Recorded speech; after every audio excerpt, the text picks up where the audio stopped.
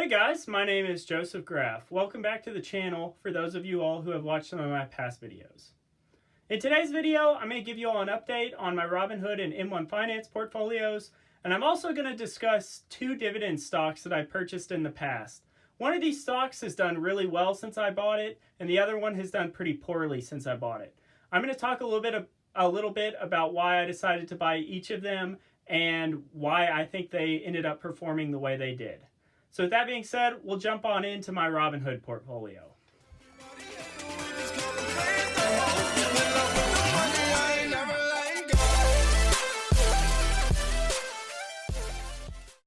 Alright guys, so here we are in my Robinhood portfolio. So I actually haven't given you all an update in 2 weeks, so we actually have quite a bit to talk about today. So in the past day, I'm actually up about 0.25%. Over the past week, I'm up about 0.8%. Over the past month, I'm up about 2.5%. Over the last 3 months, I'm up about 1%. Over the past year, I'm up a little over 11%. And all time, I'm actually getting close to my all-time high. I'm up 13.24% right now. And the highest I was ever up was about 14.72%. So kind of getting close to where I was. There aren't too many stocks I want to talk about today other than those two dividend stocks that I pointed out. But one thing I will talk about is Facebook. So Facebook had a pretty positive earnings report, jumped up about 5%.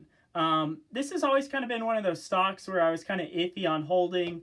I was a little bit worried that Facebook's users were going down. They were acquiring less users, having less people using Facebook. Because I typically think of just old people using it for the most part. But they actually reported a really good quarter, and I think it's still a pretty solid stock to own.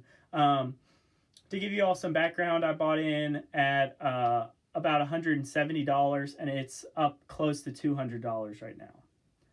So the two dividend stocks that I'm going to talk about today are 3M and Verizon. So 3M is an example of a dividend stock that has done very poorly for me. And luckily, I actually sold it before things got too bad, but I'll show you all the chart right here. So I actually bought it at around $200, and it's sitting at $168 right now. So as you can see on this chart, I actually bought it not too far from its all-time high. And the reason I bought it is it had a nice dividend yield. I thought it was a big company that would continue to do well. It's definitely what you'd consider a large cap stock. And I believe they paid out $1.44 every quarter. So if my math is correct, that's around a 2.8% yield. So Robinhood's dividend yield is probably correct. I know sometimes the dividend yield on Robinhood doesn't show up correct. I'm not sure what it is. But as you all can see, they have gone way down. They were up around $220, and they got as low as close to $150. So it's just an example of a dividend stock that has not done well. And there's multiple reasons why it hasn't done too well, but I think one of the biggest mistakes I made when I purchased this stock is I bought it when its PE ratio was, it was around like 30 or 40, I believe.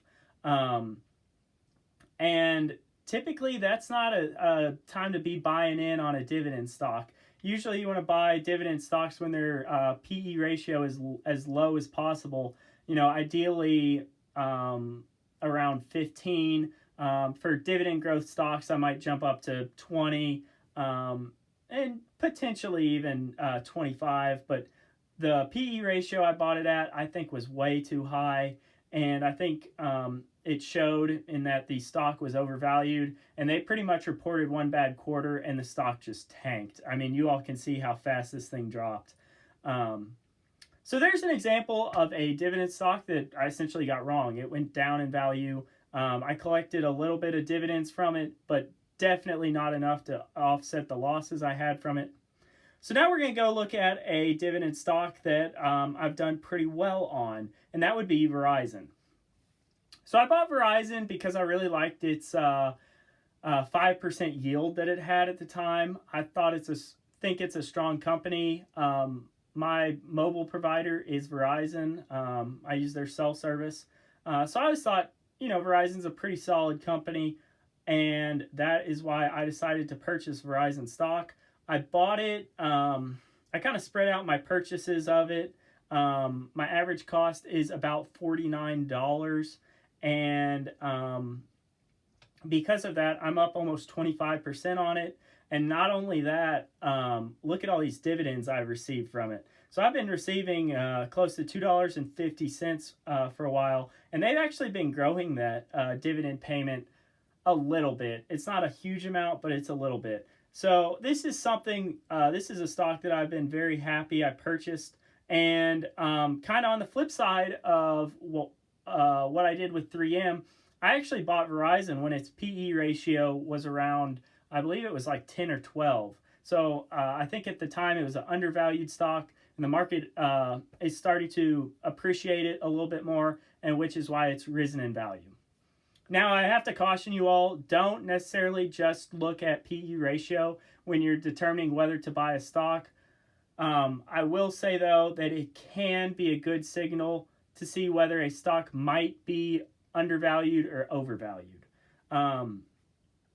Just another bit of caution, if a stock has a really low PE ratio, there's probably a reason that PE ratio is so low. I think when I bought Verizon, their customer base was kind of leveling off. They weren't adding a whole lot of new subscribers, and people were a little worried about the direction of the company.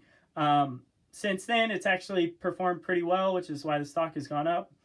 But like I said, don't just buy a stock because it has a low PE ratio. Definitely do your homework. So that's about all I have to say about 3M and Verizon. So after that, we'll go take a look at my M1 Finance portfolio. So here we are in M1 Finance, and I will show you all how my portfolio has performed.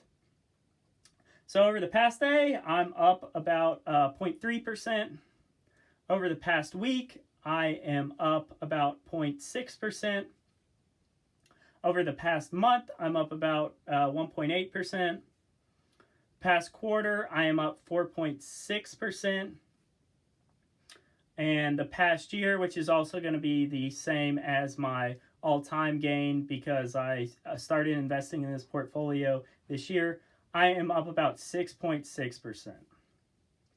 Now, I'm actually really happy with this value appreciation because, like I said, my main focus in this portfolio is dividends.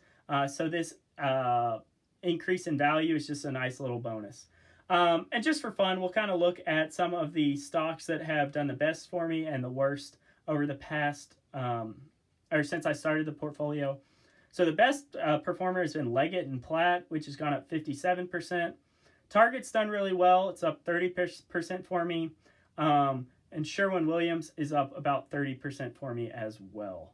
So now looking at the worst. So Anheuser-Busch has done very poorly for me. Cross Timbers Royalty Trust has also done bad.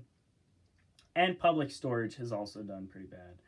For the most part, I think a lot of these stocks are up like 3 or 4%, and I've received a little bit of dividends from them, which is why, as a whole, I'm up about 6%. So we'll go through and we'll look at a couple of my dividends. So I believe my last video was about 2 weeks ago. So since then, I received 16 cents from Global Net Lease Incorporated. That's a very high yielding dividend stock. So that's a nice payout. I've talked about this before, but when I started this portfolio, I was constantly receiving like 1 cent, 2 cents.